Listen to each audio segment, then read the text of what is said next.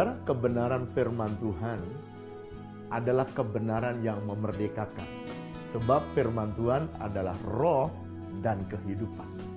Setiap kali ada kebenaran datang dalam hidup saudara, akan memerdekakan saudara.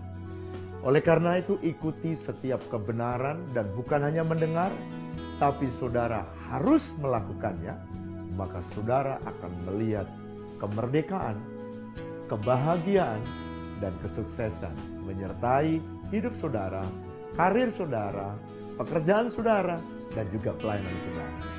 Mari dengarkan apa yang disampaikan oleh Pak Wiryo dari tempat ini dan lakukan dengan setia.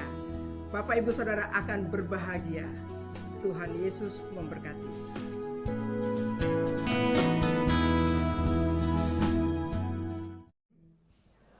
Shalom Aleichem. Bapak Ibu yang saudara yang belum dapat outline khotbah, belum dapat ballpoint untuk mencatat, saudara bisa mengangkat tangan sehingga saudara bisa dilayani oleh para pengerja. Baik, saudara, hari ini, bulan ini kita memasuki usia gereja kita yang ke-13. Ya. Dan di 13 tahun banyak hal yang Tuhan sudah bekerja melalui hidup saudara. Jadi hari ini semua kita ulang tahun. Ya, 13 tahun, saudara masih muda semua, udah 13 tahun umurnya. Hari ini bagian ini saya ingin menyampaikan bagian yang kelima daripada The Year of Miracle Harvest. Dari kemarin yang saya belum selesai, saya akan selesaikan Fulfilling God's Plan atau menggenapi rencana Tuhan. Mari buka bersama dengan saya Matius pasal yang ketiga. Baca bersama-sama. Ada yang bertanya kepada saya, Pak, apakah outline ini sudah bisa saya temukan di apps? Sudah. Saudara bisa membuka di apps, WTC apps. Lalu saudara bisa membuka resource, nanti ada outline. Outline saudara pencet, saudara kalau handphone saudara harus upload WPS Office. Maka langsung saudara bisa mengisi. Kalau saudara belum download WPS Office, saudara nggak bisa ngisi. Hanya read only. Ya, baik. Saudara tinggal mencet, cari, dan kalau saudara yang masih seneng kayak nulis-nulis, saudara kita sediakan nulis-nulisnya. Tapi saya harap saudara, saya berdoa supaya saudara semua bisa bertumbuh dan mudah diajar. Pengerja sebelah kanan ada yang masih membutuhkan. Tolong dilihat, sebelah kanan masih ada yang memerlukan outline atau ballpoint, tolong dilihat. Jadi pengerja lihat kanan dan kiri supaya bisa.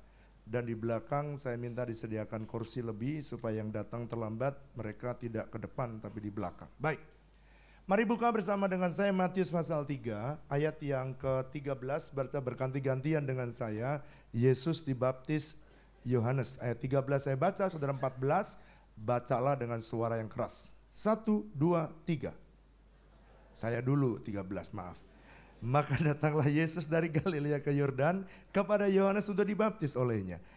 14.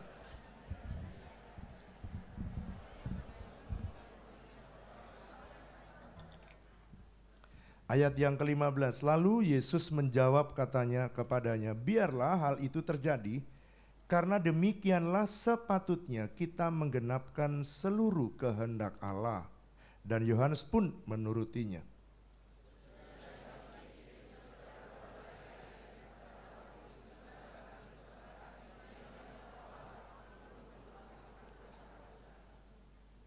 Lalu terdengarlah suara dari sorga yang mengatakan, inilah anakku yang kukasihi, kepadanyalah aku berkenan. Baik, bagian ini saya ingin melanjutkan bagian yang kedua dari Fulfilling God's Plan. Saya pikir saya sudah bisa selesai, tapi ternyata juga tidak selesai. Yesus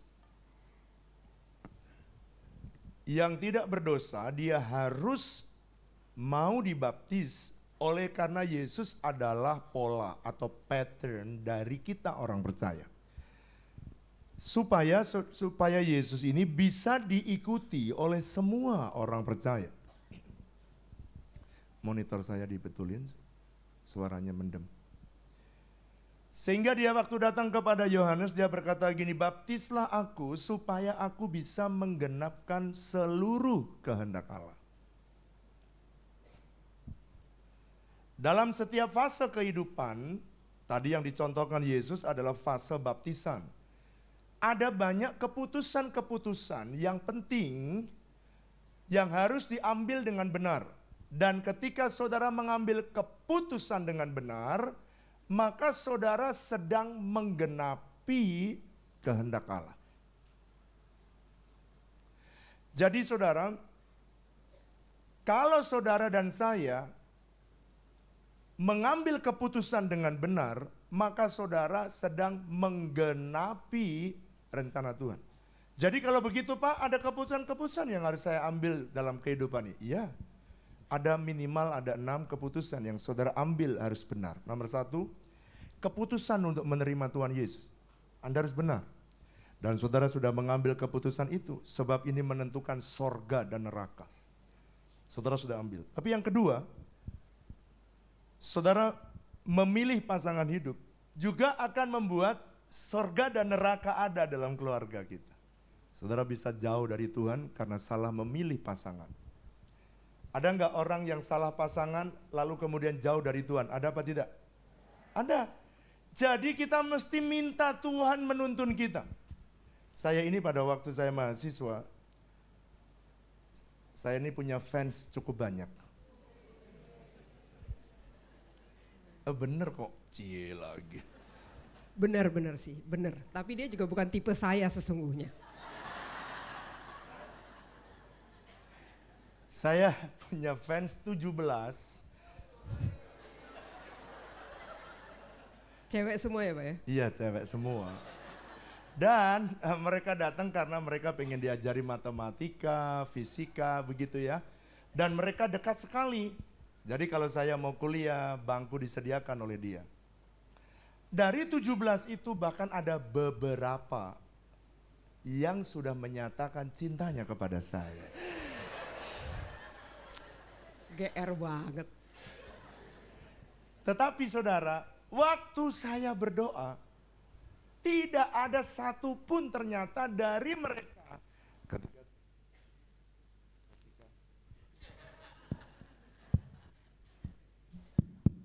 Ketika tes. Ketika saya lagi berdoa, tidak ada satupun yang dipilih. Padahal sebenarnya saudara menurut saya sih cantik dan luar biasa menurut saya. Tetapi satu hari ketika Ibu Flora lagi menolong saya lagi ngetik.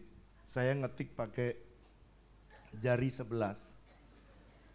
Lalu kemudian Ibu Flora gemes lihat saya karena saya nggak punya mesin ketik juga baru pinjam karena skripsi juga baru bikin itu. Sehingga dia lihat saya kasihan, dia ngetik. Itulah pertama kali Ibu Flora pendekatan kepada saya. Sebenarnya bukan saya yang pendekatan, saya mah kasihan banget lihat dia ngetik kok tak tok. Sementara saya bisa ngetik dadar. Nah, jadi saya jujur aja pertama kali kasihan dan he is not my type. Karena waktu itu saya dalam bayangan saya adalah nanti, saya belum berdoa buat pasangan hidup ketika itu, tapi nantinya saya akan menikah dengan orang bule, ganteng putih gitu kan. Nah, sementara di hadapan saya ini orangnya kecil, hitam, cungkring alias apa ya, kurus banget, rambutnya gondrong. Bapak Ibu pernah lihat lah foto dia waktu kuliah, ya begitulah adanya. Jauh lebih hitam daripada fotonya. Saudara bayangkan nggak, saya juga nggak lagi yang pada waktu itu yang dekat saya juga banyak lah, kenapa Tuhan nggak pilih dia. Lalu kemudian ketika dia juga ketemu saya juga saya bukan pilihannya. Pada waktu itu orang tuanya merencanakan dia menikah dengan bule dan saya tahu pasti itu. Waktu ketemu sama saya bukan bule, Pak Le yang dapat saudara. Kasihan istri saya ini benar-benar. Lalu kemudian saudara, ketika Ibu Flora ngetik-ngetik gitu, tiba-tiba gak lagi berdoa, lagi ngetik-ngetik. Tuhan bicara gitu. Dari kemarin tuh gak ada satupun. itu pasangan kamu.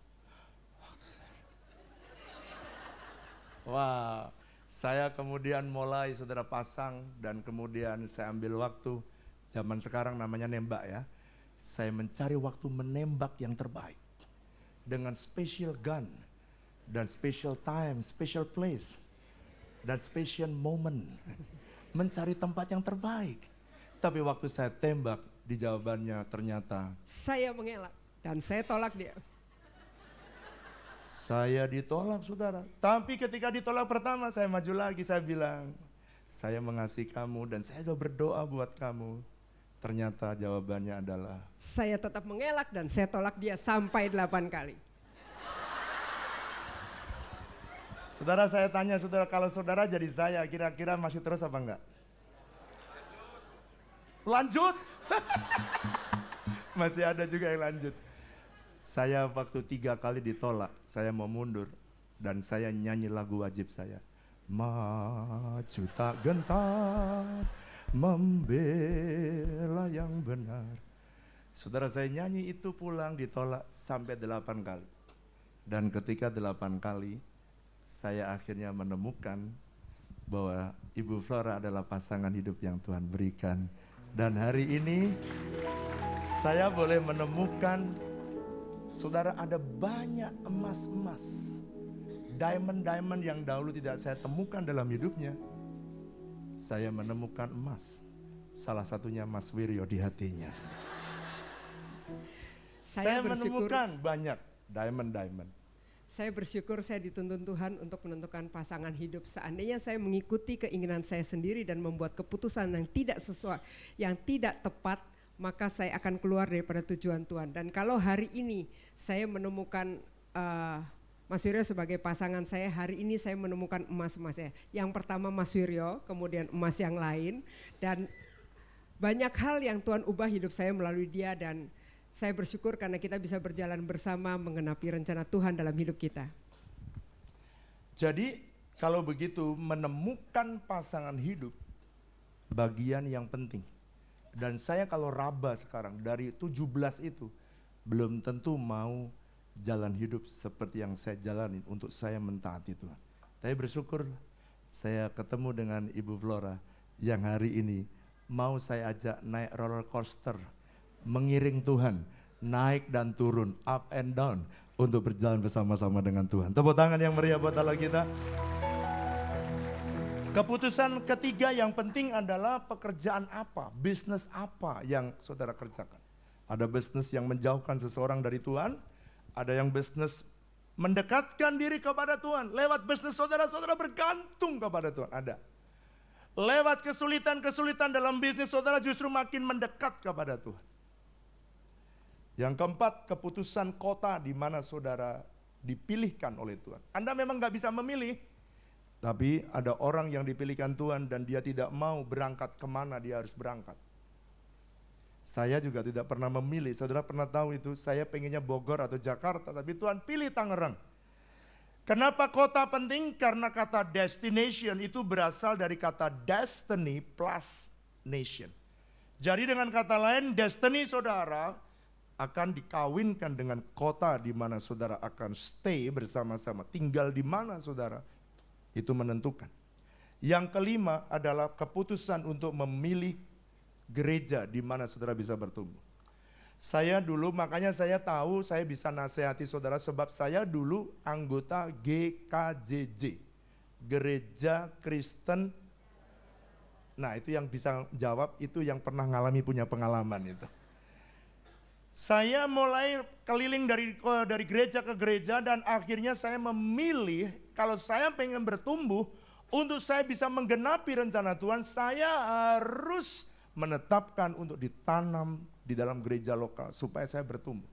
Sebab di tempat itulah saya bisa bertumbuh dan mengarahkan, bertumbuh ke arah rencana Tuhan. Dan keputusan yang ketujuh, yang paling keenam yang penting adalah memilih pelayanan yang sesuai dengan panggilan saudara. Ada orang yang bisnis kayak Paulus tetapi dipakai Tuhan pelayanannya. Ada orang yang dipanggil kayak Petrus, kayak saya dicabut dari pekerjaan dan lalu kemudian disuruh melayani Tuhan sepenuh waktu. Macam-macam. Ada saudara yang tetap bekerja dan saudara bekerja dalam panggilan saudara. Criswell dia berkata begini, mengetahui kehendak Allah adalah hikmat terbesar. Menemukan kehendak Allah adalah penemuan terbesar. Tetapi melakukan kehendak Allah adalah prestasi terbesar. Kemarin saya sudah menyampaikan bagian pertama, ada hal yang akan terjadi ketika hidup kita menggenapi rencana Tuhan. Kalau saudara berjalan dalam rencana Tuhan, keputusan-keputusan yang saudara ambil itu benar, dan saudara makin hari makin mendekati apa yang menjadi rencana Tuhan, maka yang pertama, kemarin saya sudah bagian pertama, yakni hidup saudara akan hidup dengan sorga yang terbuka.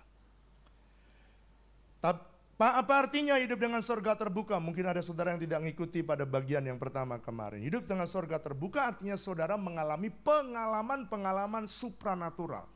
Atau saudara mengalami pengalaman-pengalaman mujizat. Kalau saudara lihat cerita perkembangan gereja ini, maka ini terjadi semua karena mujizat, karena pertolongan Tuhan, karena pengalaman-pengalaman berjalan bersama dengan Tuhan. Tapi yang kedua, ya saya ini sudah kemarin satu sesi saya sudah bagikan. Sekarang yang kedua. Matius pasal 3 ayat yang ke-16 menjelaskan waktu Yesus menggenapi rencana Tuhan, dia mau dibaptis. Dan kemudian waktu dia keluar, maka roh Allah dalam bentuk burung merpati dia turun. Ini bicara apa Pak?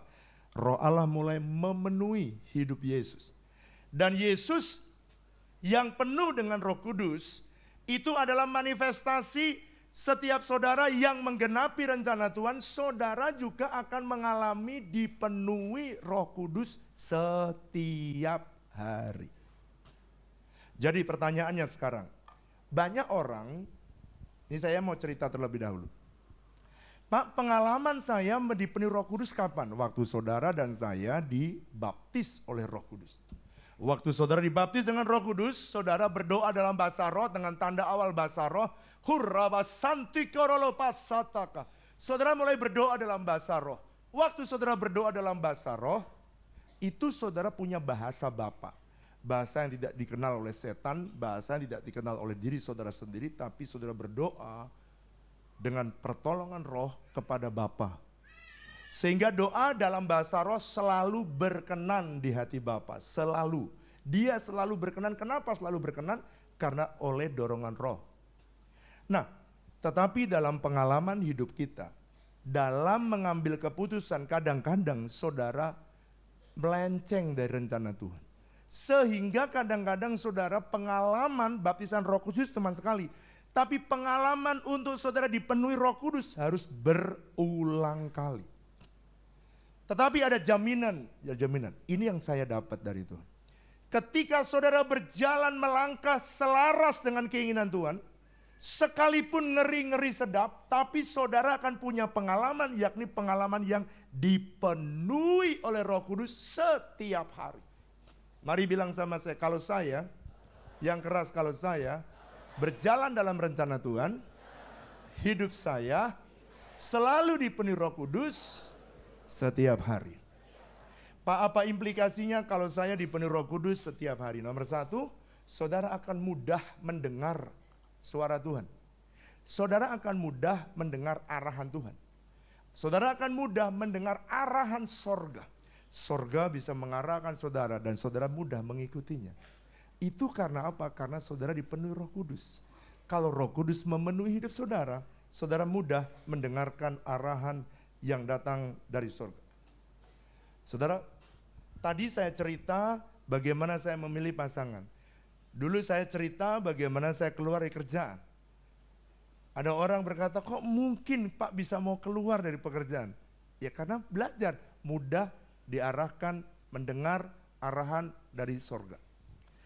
Tapi saudara, waktu saya mau memilih pasangan untuk anak saya, maka anak saya berdoa, dan pada waktu itu saya persiapkan dia sejak umur kelas 5.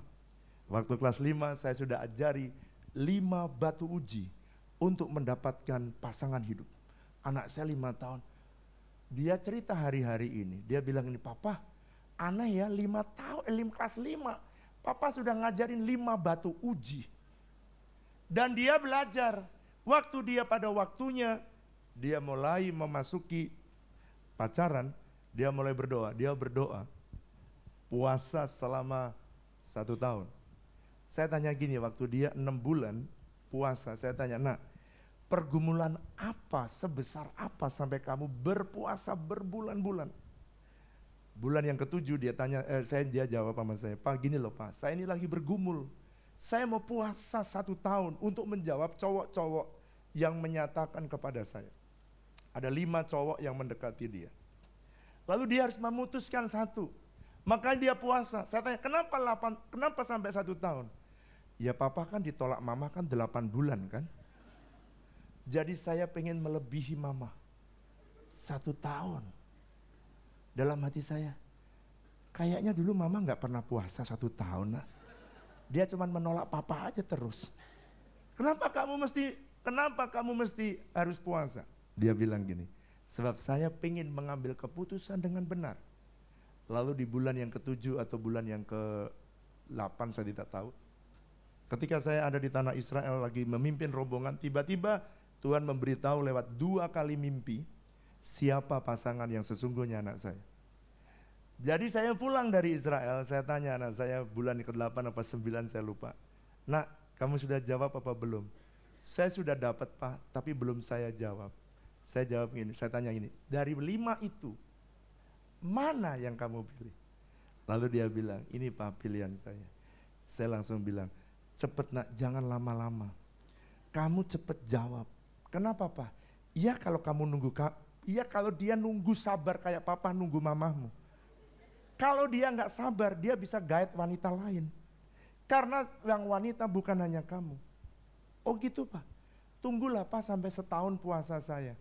Kalau saran papa sih, kalau kamu sudah tahu kehendak Tuhan, berjalan. Begitu dia tahu kehendak Tuhan, dia berjalan. Dan saya yakin itulah yang dipilih oleh Tuhan. Sedang ngerti gak? Jadi setiap langkah bukan hanya kita, anak kita, bahkan cucu kita pun akan dipimpin oleh Tuhan kalau saudara menggenapi rencana Tuhan. Saudara akan mendengar arahan dari Tuhan dan saudara dengar dengan jelas apa yang Tuhan inginkan sehingga dia terus menuntun hidup saudara setiap hari. Yang percaya tepuk tangan yang meriah buat Allah kita. Tepuk tangan yang meriah buat Yesus kita. Pak, kenapa kita mesti belajar untuk berjalan menggenapi rencana Tuhan? Sebab jalan Tuhan itu adalah perlindungan. Dalam Amsal pasal yang ke-10 ayat yang ke-29.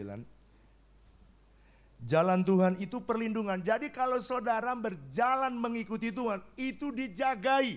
Situasi krisis kayak situasi sulit kayak tetap Tuhan jagai. Sebab jalan Tuhan adalah perlindungan. Mari bilang sama saya, jalan Tuhan sekalipun sukar, sekalipun sulit adalah perlindungan bagiku.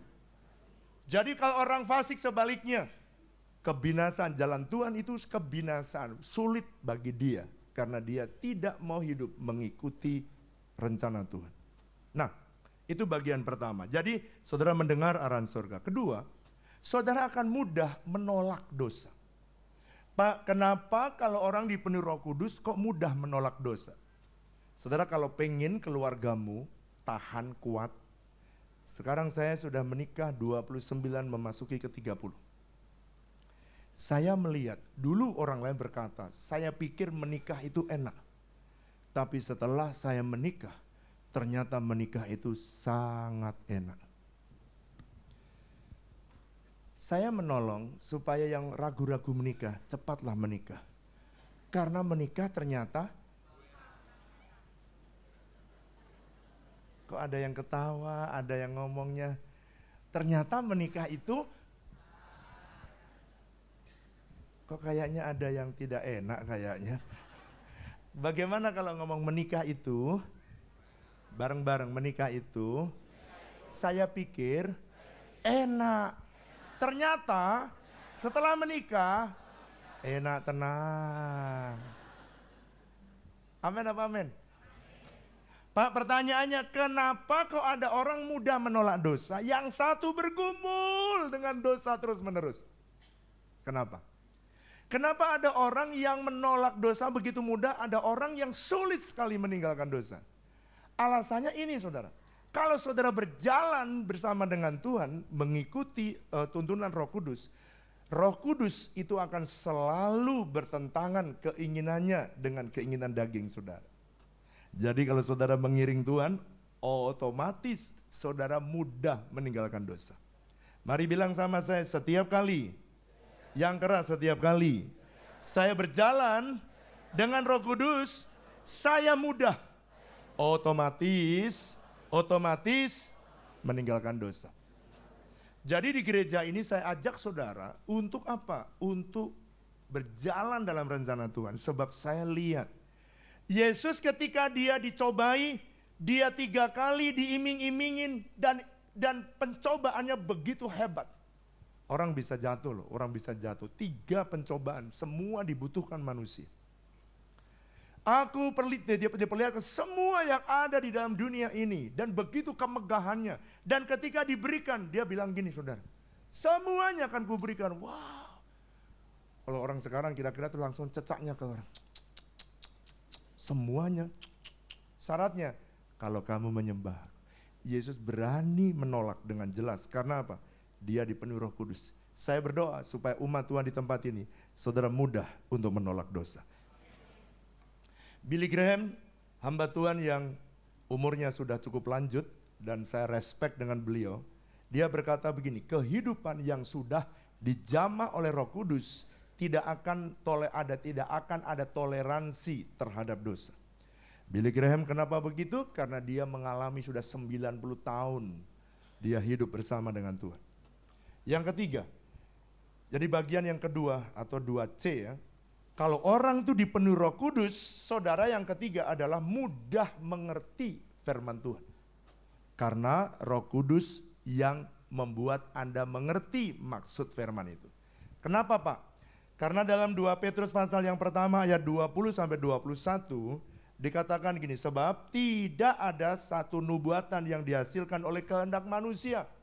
Semua firman yang ditulis ini tidak ada nubuatan, semua firman dihasilkan oleh kehendak manusia, tetapi mereka semua menulis oleh karena dorongan Roh. Perhatikan, kalau saudara belajar Alkitab atau belajar teologi, maka saudara akan diajari bagaimana Alkitab itu terjadi. Roh Kudus adalah penulis Alkitab. Semua kehendak Bapa, semua apa yang ingin dicurahkan, maka Roh Kudus ini yang mentransfer kepada hamba-hamba Tuhan yang menulisnya. Ini peristiwa ini yang disebut dengan inspirasi atau iluminasi, sama saja. Tuhan memberikan kepadanya alignment, penerangan, sehingga pada waktu dia ngerti apa yang dia tulis, maka jadilah Alkitab ini. Jadi ini semua adalah hasil karya daripada Roh Kudus. Nah, pada waktu saudara membaca Alkitab, maka saudara perlu minta kepada Roh Kudus supaya Roh Kudus mengiluminasi kembali dalam hidup saudara, menerangkan kembali. Kalau saudara ada orang berkata, saya menerima pewahyuan, nah boleh sama. Tapi kalau orang Injili nggak mau terima itu pewahyuan. Pewahyuan udah cukup selesai, oke? Daripada bertentangan, kau bilang ini, saya menerima inspirasi atau penjelasan Roh Kudus sehingga saya menerima rema. Kalau Anda bicara rema, semua gereja dia bisa menerima. Kenapa? Karena firman yang saudara baca, tiba-tiba Anda mengerti. Pak, pertanyaannya, seberapa krusialkah mengerti firman? Mari saya baca bersama dengan saudara, Matius pasal 13. Kenapa itu sebabnya? Kenapa saya meminta saudara mencatat khotbah saya? Kenapa saya berusaha sekeras-kerasnya untuk mempersiapkan khotbah dan mempersiapkan saudara mempunyai outline? Kenapa? Karena saya juga bisa tanpa PowerPoint, tanpa outline juga bisa. Kenapa saya berusaha keras? Alasan ini. Yesus pernah bicara, Matius pasal 13 ayat 19, saudara siapkan. Yesus pernah mengajar kepada murid-muridnya, ada 4 tanah. Saudara masih ingat itu? Benih ini lambang daripada firman. Dia tanam yang pertama di pinggir jalan, yang kedua di batu, tanah yang ketiga tanah semak duri, dan yang keempat ada tanah yang baik. Sekarang pertanyaannya, Pak, apa sih artinya di tanah yang jatuh di tempat yang di jalan? Mari baca ayat 19. Perhatikan baik-baik, kalau saudara bawa Alkitab, saudara bisa garis bawahi kalimat-kalimat yang penting. Ayat 19, mari baca. 1, 2, 3. Bolehkah baca lebih keras lagi? 1, 2, 3. Kepada setiap orang yang mendengar firman tentang kerajaan sorga, tetapi, garis bawahi dulu, garis bawahi, tidak mengerti. Jadi ternyata mereka walaupun membaca, mendengarkan firman Tuhan tentang kerajaan tapi tidak mengerti, datanglah apa? 1, 2, 3, datanglah si jahat dan merampas yang ditaburkan dalam hati orang itu. Itulah benih yang ditaburkan di pinggir jalan. Jadi gini saudara, kenapa penting saya mengerti firman? Sebab kalau saudara tidak mengerti firman, saudara tidak akan bertumbuh. Kalau saudara mau tahu urutannya,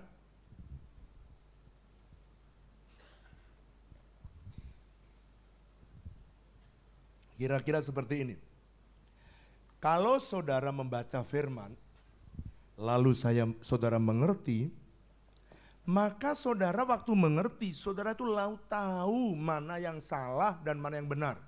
Setelah saudara tahu hidupmu salah, lalu saudara berubah. Ketika saudara berubah, orang lain mengenal saudara, kamu bertumbuh. Jadi pertumbuhan terjadi kalau saudara berubah. Oleh karena itu kalau orang yang berubah, dia bertumbuh. Kalau semakin banyak firman yang dia mengerti dan dia lakukan, dia bukannya bertumbuh, lalu dia mulai memperkatakan janji-janji Tuhan. Dan setelah dia memperkatakan janji Tuhan, dia terus melakukan firman Tuhan. Jangan heran kalau dia berbuah. Jadi urutannya orang yang bisa berbuah, orang kalau bahasa sekulernya orang sukses. Kalau orang berbuah, Tuhan Yesus pakai bahasa Alkitab berbuah, saudara berkata sukses. Bagaimana caranya? Dia membaca firman. Ketika dia membaca firman, dia mengerti rencana Tuhan. Dia tahu mana jalan dia yang salah. Dia tahu jalan mana yang benar. Ketika dia tahu salah, dia berbalik. Itu namanya metanoia. Ketika dia berbalik atau bertobat atau metanoia, dia mulai mengiring Tuhan. Dan dia mulai berubah. Mari bilang sama saya, ketika saya mengerti firman, saya berubah. Ketika saya berubah, saya bertumbuh. Ketika saya bertumbuh, saya bisa berbuah. Saudara bisa lihat tahapannya? Nah sekarang, mari kita baca betapa pentingnya mengerti firman. Itu sebabnya kalau saya minta saudara mencatat, bukan ngasih kerjaan saudara. Supaya nanti waktu saudara ujian, saudara minimal Anda ulangi itu. Sebab ujian dalam kehidupan tidak ada waktunya, tidak ada tanggalnya. Betul apa betul?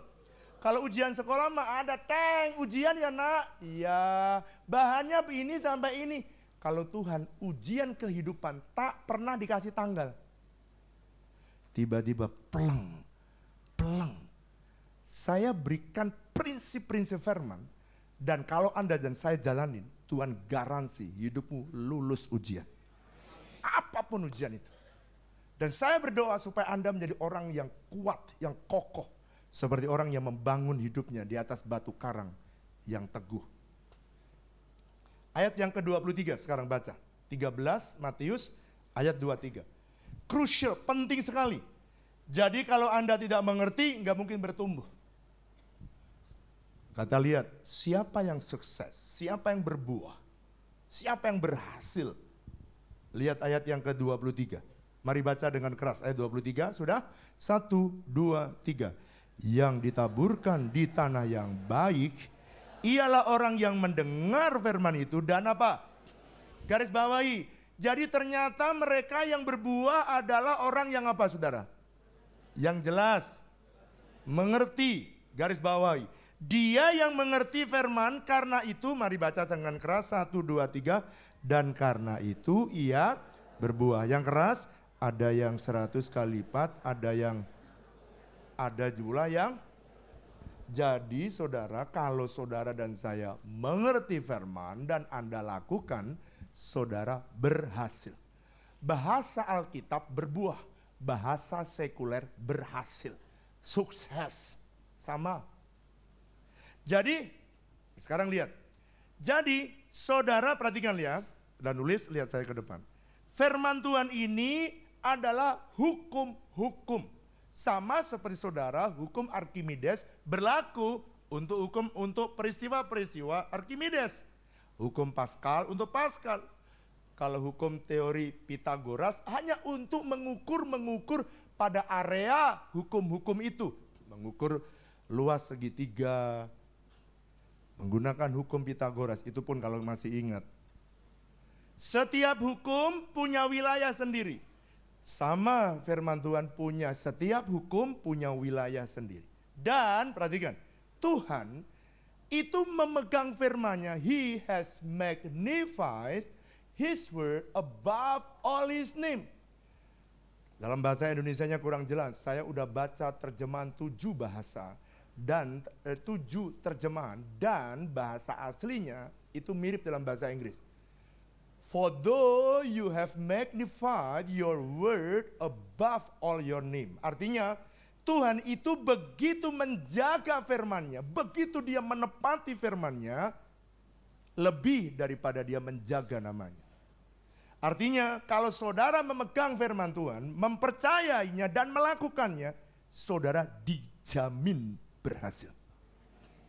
Dari amin yang gak percaya. Sekarang saya tanya saudara ya, mana yang kau pilih? Ya ada firman untuk keluarga. Kalau saudara lakukan firman tentang keluarga, keluargamu pasti bahagia.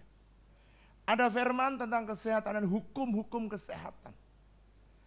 Saudara kalau mau sehat, ada di situ firman-Nya. Kalau saudara pengen ngalami kelimpahan, ada firman-Nya. Kalau saudara pengen ngalami breakthrough dalam hal keuangan, ada firman-Nya. Gimana saudara mau ngalami terobosan breakthrough, ada. Semakin banyak saudara mengerti firman dan melakukannya, semakin banyak buahnya. Makanya ada yang 30, ada yang 60, ada yang 100. Kenapa ada yang 100? Karena saudara dan saya, seberapa banyak firman yang saudara mengerti dan saudara lakukan, menentukan berapa besar keberhasilan saudara. Yang mengerti katakan. Sekarang saya tanya, mana yang kau pilih?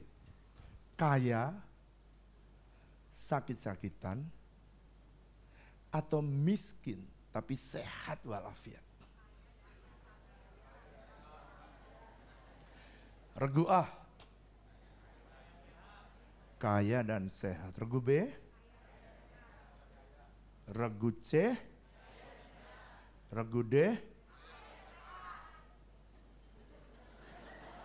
Saya cuma kasih 2 pilihan, sehat, kaya tapi sakit, miskin tapi jemaat WTC pilih kaya, sehat. Kalau itu pilihan, bisakah itu terjadi? Bisa kalau hukum hukum breakthrough keuanganmu kau belajar, kau lakukan. Saya sudah ajar, bahkan di sini nanti ada SPK khusus belajar tentang financial breakthrough. Berikutnya namanya saya revolusi, namanya financial breakthrough. Supaya saudara gimana ngalami keuangan yang breakthrough. SPK awal gimana supaya rohanimu breakthrough. Lalu kemudian ada firman yang mengajari saudara supaya sehat. Kalau saudara penuhi, ya saudara bisa kaya dan saudara bisa sehat. Tapi ada hukum keluarga. Ada keluarga bahagia. Mana yang saudara pilih?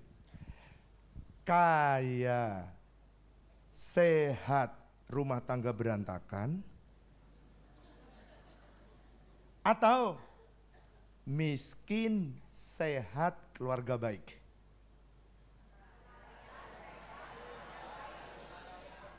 Wih, hebat. Lebih pintar daripada pendeta ini sudah. Saudara pengen kaya, sehat, keluarga bahagia. Kalau kau mau, berarti saudara mesti mentaati semua hukum-hukumnya. Kalau saudara mentaati, tidak ada yang mustahil. Engkau bisa menikmati kebahagiaan dalam keluargamu, breakthrough dalam keuanganmu, bisnismu diberkati Tuhan. Yang ngerti katakan amin. Makanya kalau mau sehat, rahasianya cuma 3. Food, exercise, rest. Makan yang baik. Jangan usia 40 babi terus. Makan tuh ya, ada makanan yang sehat, tapi rata-rata yang sehat kurang enak.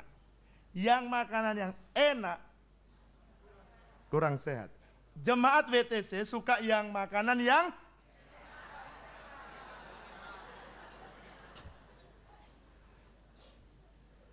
itulah keunikan orang WTC.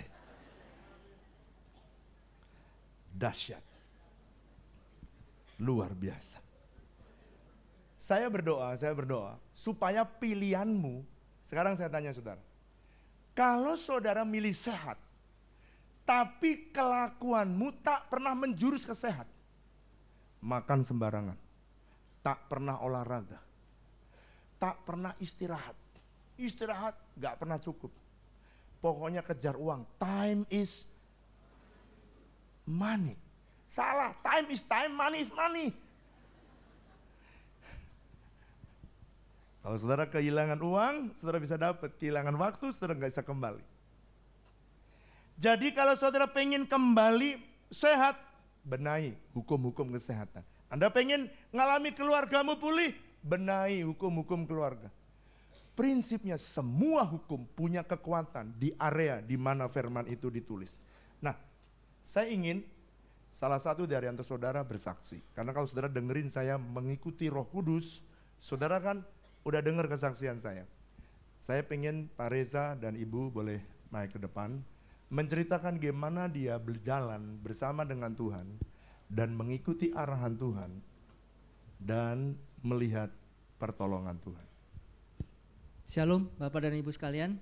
Shalom. Nama saya Reza.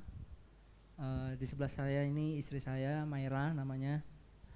Saya baru berjemaat di gereja ini baru 1 tahun 3 bulan. Kalau hari ini gereja WTC 13 tahun, saya 1 tahun 3 bulan. Pada awalnya saya adalah seorang karyawan bank, salah satu bank swasta terkenal di Indonesia. Saya merintis karir selama 15 tahun, mulai dari marketing kontrak sampai terakhir saya di posisi kepala wilayah untuk wilayah Sumatera Selatan. Saya membawai 7 kantor, 7 cabang, 40 kantor dan 700 staf. Kau membawai 700 karyawan ya, staf. Oke.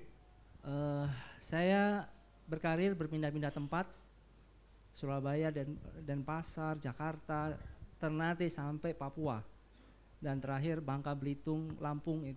Jadi kalau Indonesia ini ada paspor saya pasti penuh, gitu kan.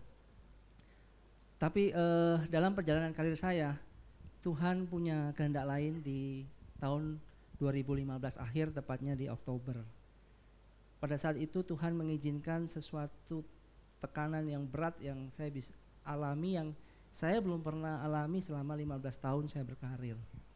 Dan waktunya cukup singkat, 1 bulan saja. Jadi bagi Tuhan itu semua tidak ada yang mustahil. Dalam tempo 1 bulan saya mengalami depresi, ketakutan, sedih, wah campur aduk semua. Saya nggak ngerti. Dalam pekerjaanmu. Dalam pekerjaan. Saya minta sama Tuhan, Tuhan apa yang harus saya lakukan?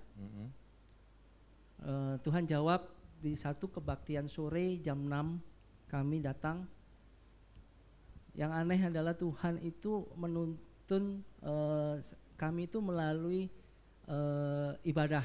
Jadi dari awal sampai akhir itu nyanyiannya itu puji-pujiannya itu tangan Tuhan yang pegang intinya. Dan ada satu lagu yang membuat saya sangat terkonfirmasi akan hal itu adalah Tak Ku Tahu Akan Hari Esok. Jadi lagu itu lagu lama yang saya sudah 15-20 tahun nggak pernah dengar semenjak dari gereja yang lama. Dan saya konfirmasi dengan gembala pada waktu itu, memang hari itu baru dinyanyikan selama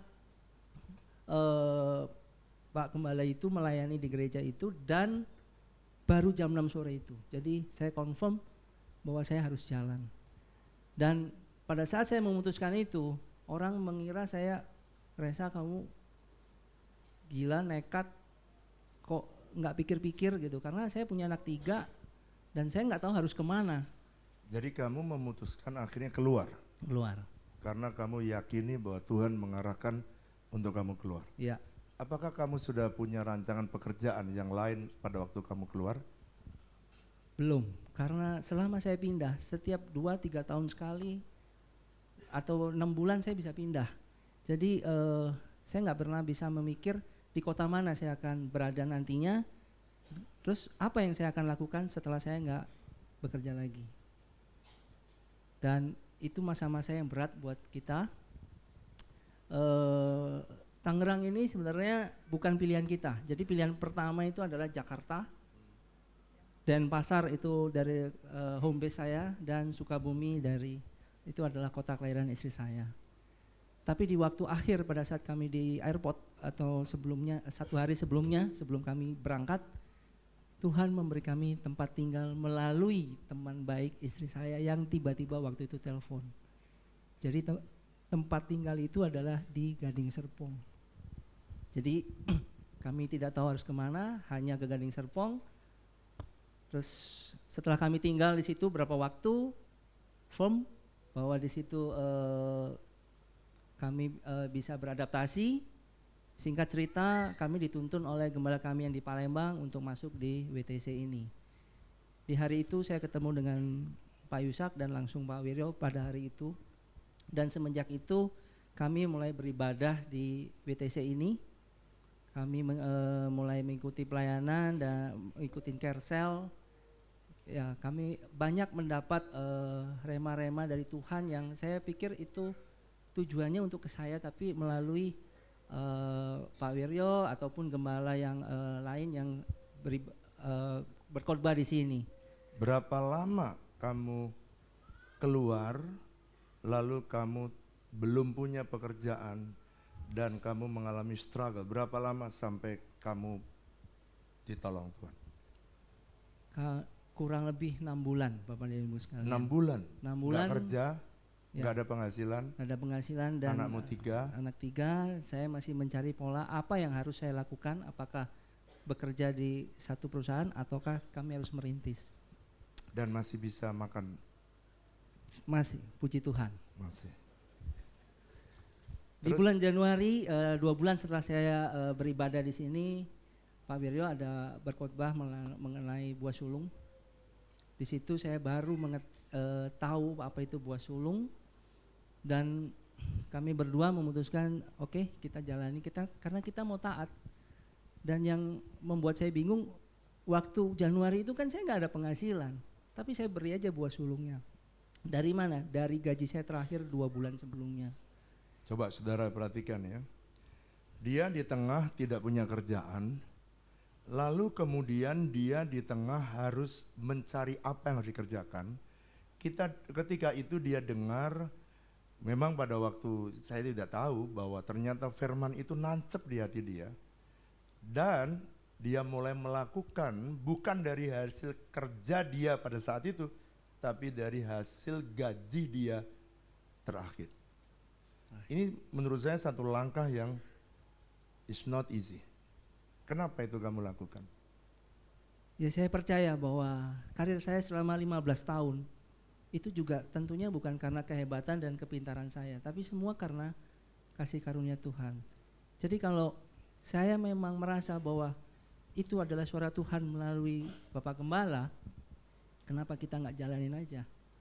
Meskipun secara saya pribadi ya ketar-ketir, ngeri-ngeri sedap. Nah, setelah itu saya lagi mencari pola, entah usaha apa, smart home, sempat mau kuliner, dan di bulan April atau Mei Pak Gembala khotbah lagi tuh mengenai janji iman. Nah, kalau janji iman, istri saya nih yang mau menambahkan. Shalom saudara-saudara. Shalom. Pada bulan Mei kemarin tahun lalu ya, Pak Wiryo menyampaikan soal janji iman. Saat itu saya duduk di belakang. Saat itu saya mendengar suara Tuhan, berapa angka yang harus saya tulis di kertas yang diberikan oleh Asher. Saya langsung lemes saudara-saudara waktu saya dengar suara Tuhan mengenai angka itu. Karena sebelumnya setelah suami saya sekitar 6-7 bulan tidak ada penghasilan, kami mulai menyusun ulang berapa investasi yang kami punya, berapa jumlah yang ada dalam rekening kami. Jadi ketika waktu Tuhan menyebutkan angka itu, saya langsung lemes, saya nggak berani ngomong sama suami saya. Saya bilang, kok kamu tulis, kamu mau kasih berapa, saya tulis saya mau kasih berapa. Lalu saya kasih lihat dan dia bilang, tapi kita nggak punya angka segitu. Iya saya tahu, tapi itulah yang Tuhan mau, karena memberi bukan dari apa yang kita punya, tapi memberi dari apa yang Tuhan suruh kita untuk memberi. Jadi saat itu suami saya, oke, ya sudah, kita coba jalanin karena kebetulan bisa 20 bulan untuk membayar, kita jalanin dari bulan Mei sampai sekarang, udah jalan 10 kali ya. Itu dan Ya, itu semua kasih karunia Tuhan buat kita.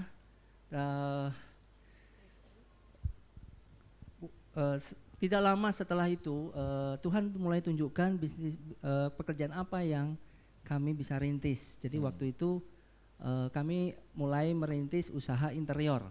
Tapi bayangkan saudara ya, pada saat saya keluar dari pekerjaan, 90% kolega saya hilang. Semua hilang, fasilitas hilang, gaji hilang, bonus hilang, asuransi hilang semua. Jadi saya merasa Tuhan mau saya bergantung tidak di kantor tapi hanya kepada Tuhan. Dan itu sungguh sangat berat buat kami. Jadi pada saat kami memulai interior, proyek pertama kami itu sempat ditolak oleh owner. Karena Resa, ini harga yang kamu tawarin kalah dengan kontraktor lain pada saat tender. Tapi saya pikir, loh saya nggak ikut tender kok, saya cuma masukin kan. Tapi karena dibilang kalah ya sudah, saya bilang non kita kalah, udah nggak apa-apa. Cuman percayakah Bapak dan Ibu sekalian bahwa Tuhan itu sungguh sangat dahsyat. Kalau pintu sudah dibuka, tidak ada yang bisa tutup. Amin. Dan 1 minggu setelah ditolak, kontrak itu datang lagi dengan tempat yang sama, dengan unit yang sama, dengan quotation yang sama, dan langsung kita jalanin. Diberikan kepadamu. Iya. Tepuk tangan saudara. Bukankah itu ajaib? Ya, kita lanjutkan, terusin lagi apa yang Tuhan kerjakan. Setelah proyek itu hampir selesai, ada lagi satu proyek orang Samarinda di BSD, satu rumah dua lantai. Yang Tuhan dahsyat adalah Tuhan memberi modalnya. Jadi orang ini tiba-tiba pada saat kita deal udah kasih 60%, padahal kita belum kerjain. Tapi saya bilang ya udah nggak apa-apa, kamu pegang aja dulu. Itu satu hal yang saya hampir tidak pernah temuin selama saya keliling-keliling ke daerah. Karena orang daerah itu biasanya sangat tight dengan apa yang dia uang yang dia terima dari hasil kerjanya gitu, nggak sembarangan royal. Tapi ini orang Samarinda ini saya nggak pernah kenal sebelumnya. Dia datang melalui referensi dari teman istri saya, tiba-tiba dia kasih. Wih Tuhan, jadi pada saat kita belum dibayar di proyek yang sebelumnya, belum lunas, Tuhan sudah sediakan modal dari orang Samarinda ini. Berapa banyak proyek selama 7 bulan, berarti 6 bulan kamu nggak punya pekerjaan, lalu kemudian 7 bulan Tuhan mulai membuka satu apartemen, satu studio, Jadi ruang. Tuhan memberikan satu proyek itu bertahap dari mulai dari studio, setelah itu 1 bedroom, 2 bedroom, langsung digabung studio 1 bedroom, studio 1 bedroom, 2 bedroom. Jadi 3 proyek sekaligus kita jalan. Nah yang terakhir ini adalah kita menanganin kantor salah seorang konglomerat. Itu luasnya 600 meter per lantai, dan tapi ada 2 lantai kurang lebih 1.200 meter. Dengan kita yang baru merintis 7 bulan ini, jadi total sampai dengan hari ini itu sudah 22 proyek. 22 proyek dalam waktu 7 bulan. Kamu dimulai dari proyek yang puluhan juta? Enggak, di bawah 5 juta, 3,5 juta. 3,5 juta. Sampai terakhir kamu diserahin Tuhan proyek Miliar, di atas 3 miliar sekarang. Saudara bisa bayangkan, waktu saya ketemu, memang dia Gembalanya dulu adalah teman saya. Dia disuruh masuk di gereja ini. Waktu dia cerita 6 bulan gak punya gaji, saudara, untung dia gak cerita, ya cerita yang 2 tadi dia gak cerita sama saya. Waktu dia cerita, Pak, anak saya nih harus makan, saya suami harus makan. Saya tuh gak tahan lihatnya, tapi saya supaya dia gak lebih menderita, saya keluarkan air mata di tempat yang lain, saya masuk lagi, dan saya kuatkan dia. Gak tahan loh lihatnya. Karena gak ada income, dan dia keluar karena dia hanya mentaati. Kalau dia cerita mau memberikan buah sulung, dengan cara itu saya pasti akan bilang, tahan aja. Nanti kalau udah kerja, pasti saya akan ngomong begitu. Tapi dia melakukan karena dia nggak bilang, nggak tahu, ya dia kerjakan. Tapi saudara tahu, Allah kita kalau menuntun kita, dia selalu bertanggung jawab untuk menggenapi rencananya. Dia selalu memberkati kita sekalipun di masa sukar, sekalipun di masa krisis. Ini masa krisis, dia pegawai bank. Keahlian dia sebenarnya bukan interior. Sebenarnya keahlian dia adalah Ngitung deposito, kredit. Tapi sekarang saya harus belajar architrave. Apa itu architrave? Mulut ikan. Mulut ikan ya saya tahu mulut ikan, tapi ini ada mulut ikan di interior ya. Jadi banyak hal yang saya harus belajar ulang, dan saya tahu bahwa itu semua pasti kita harus bergantung sama Tuhan lah. Kalau saya sekarang kembali lagi ke posisi semula di marketing, mungkin itu sudah biasa. Tapi ini adalah karunia Tuhan yang hari ini saya bisa share ke Bapak Ibu sekalian, dan benar-benar terjadi di kehidupan kita. di tengah krisis. Orang yang sudah ahli saja, banyak orang yang struggle di masa-masa seperti ini. Betul apa betul? Betul apa betul? Tetapi kalau Tuhan yang menyuruh seperti Simon, tebarkan jalamu, semalam-malaman sekalipun gak punya uang, gak dapat ikan, semalam-malaman dia gak dapat, tapi ketika dia disuruh oleh Tuhan, dia tebarkan, dan ternyata suara itu yang membuat dia diberkati.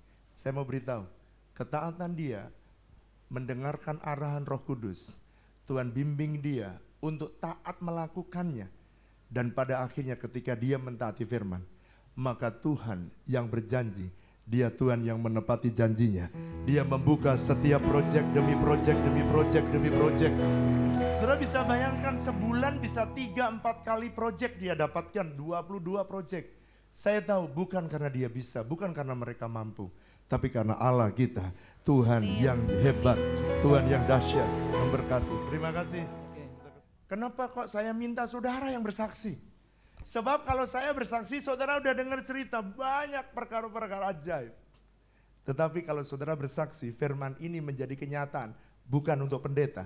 Tapi firman ini kalau saudara lakukan, saudara juga mengalami mujizat demi mujizat. Sepanjang tahun ini kita akan lihat pertolongan Tuhan yang ajaib.